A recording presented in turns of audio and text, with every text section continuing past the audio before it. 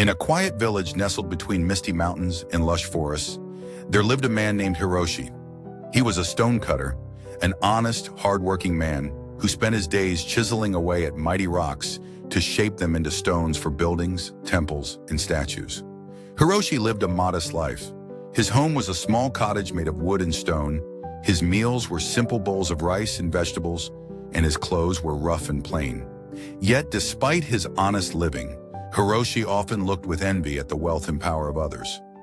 One hot summer day, as he worked on a boulder, Hiroshi heard the distant sound of trumpets and saw a grand procession passing through the village. Leading the parade was a nobleman dressed in robes of gold, riding atop a magnificent horse. Servants fanned him with giant feathers, and the villagers bowed low as he passed. Hiroshi's heart filled with longing. "Oh, how powerful that nobleman is," he thought. "How respected, how feared. If only I were such a nobleman, then I would be truly content."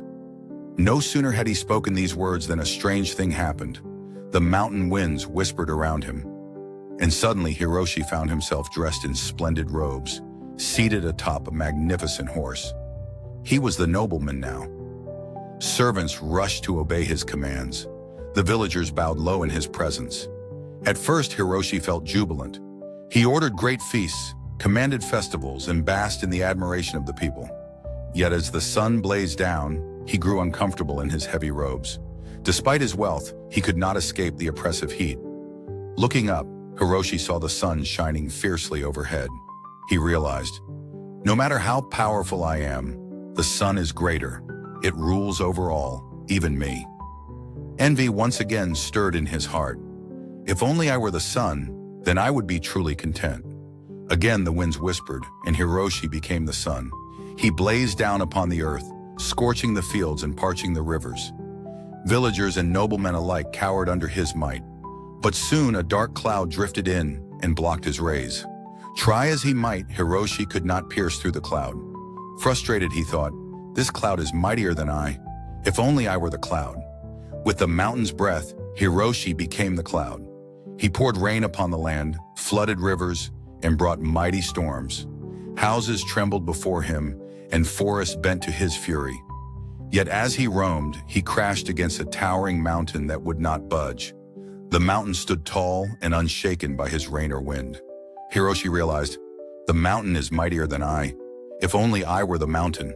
Once more he transformed, this time into the mountain. Immovable, vast, and enduring, he towered above the earth, basking in the eternity of his new form. For a time, Hiroshi felt invincible. Seasons changed, birds nested upon him, and rivers wound around his base. Yet one day he felt a sharp, persistent pain against his side. A small stone cutter was chipping away at him. Piece by piece, the stone cutter shaped the mountain's body, carrying away chunks of rock. Hiroshi, in his mountain form, realized in awe, that man, that humble stone cutter, is more powerful than a mountain. He shapes me. And so, Hiroshi cried out, "If only I were a stone cutter." And with the mountain's sigh, Hiroshi found himself back in his simple cottage, holding his worn chisel in his calloused hands. His rough clothes clung to his sturdy frame, and the familiar feel of stone dust coated his skin. But now Hiroshi smiled with understanding. He was already powerful, not because of wealth, titles, or the forces of nature, but because of his skill, his patience, and his ability to shape the world with his own hands. From that day forward, Hiroshi never again envied others. He woke up each morning grateful to wield his chisel, to feel the sun upon his back, and to live a life shaped by his own steady efforts. The villagers noticed the change in him. His face, once marked by longing, now glowed with contentment.